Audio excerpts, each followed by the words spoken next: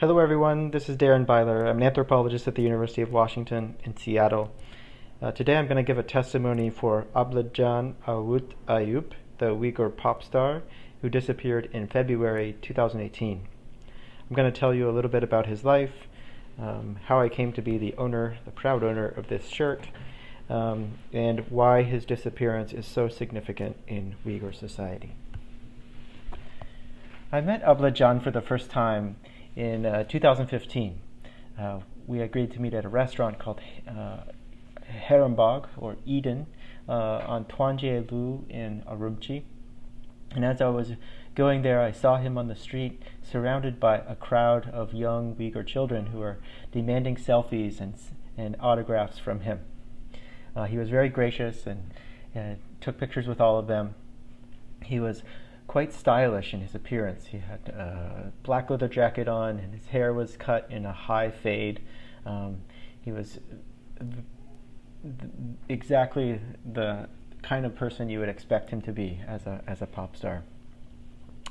When we went to the restaurant, he had a spot in the corner of the restaurant that was reserved just for him. The waiters ushered him in. He was treated like royalty.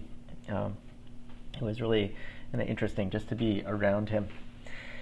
And we sat down to eat, and I asked him about his life. I wanted to know how he got to be in the position he was in, and how he saw himself in Uyghur society, Uyghur culture. And this is what he told me. He said, "I decided I wanted to be a star when I was 13. I participated in a dance show at my school, and when I was on stage, I surprised everyone, even myself, at how well I could dance. Everyone applauded me, including my teachers and mom and classmates. It felt really great. My father was a farmer and my mother was a cadre, a government worker, but neither of them really supported me as a singer. They thought he should follow a different career path. In 1999, when I was 17, I saw Michael Jackson on TV for the first time. It was in a restaurant. The song was Thriller. I thought right away that this is my soulmate. I really identified with everything about him. I was the class monitor at school, so after that, whenever I had a chance, I would practice my dance moves, the moonwalk, in front of the class. After high school, I worked as a painting and dance teacher at the local high school in Guma. Guma is a village in southern Xinjiang, in Hotan Prefecture. I hated my work as a teacher so much. After 2 years, I just quit and came to Urumqi. That was the hardest time of my life. When I came, I only had 90 yuan in my pocket. It's around $15. I stayed with one of my good friends from Guma in his room in a shanty town called Hejiashan. Now if I go there, it might not be safe for me, but at the time, I loved it. When I first came to the city, I was really lo tu, and here he switched to Chinese to say this word, which means really backward or from the countryside. He said, people would just ignore me in the city. It was like they didn't see me. I was just like a musafir to them, a stranger or homeless person to them. Now people are really nice to me. It's totally different. They all notice me. Some of them don't like me, but they all see me. Now I have to consciously be very gracious to them, or else they will think I'm stuck up. People over the age of 15 don't approach me, but the kids always mob me."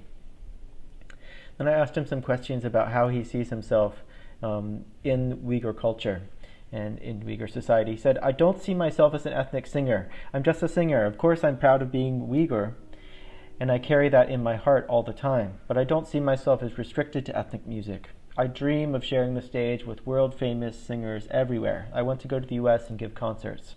I hope that people can understand the feeling I have in my heart. Other people here might think I'm crazy, but I feel like this is my gift. Music and dance are easy for me. I can learn things easily.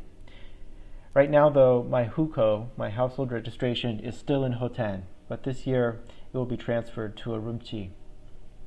So then I will be able to get a passport."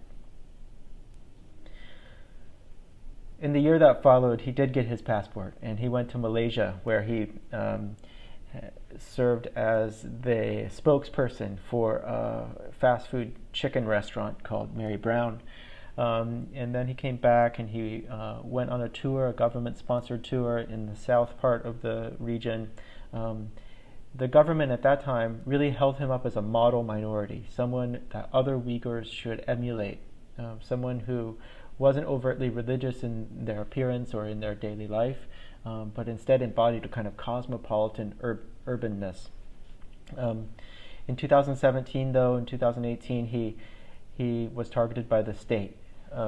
This is probably something to do with his having a passport, having traveled to a Muslim-majority country like Malaysia, and also because he was proud of being Uyghur, and that appeared in his music. He talked about honoring the traditions of the past and loving the motherland, which for many Uyghurs meant the Uyghur homeland. His disappearance is really significant because he was an icon of the younger generation of Uyghurs. He kind of set the standards for how they should appear and how they should act. And so his disappearance is part of this ongoing process of cultural genocide, the systematic and concentrated destruction of Uyghur identity that's ongoing in northwest China. His disappearance is something that everyone should mourn. He did nothing wrong. He was only a Uyghur pop star.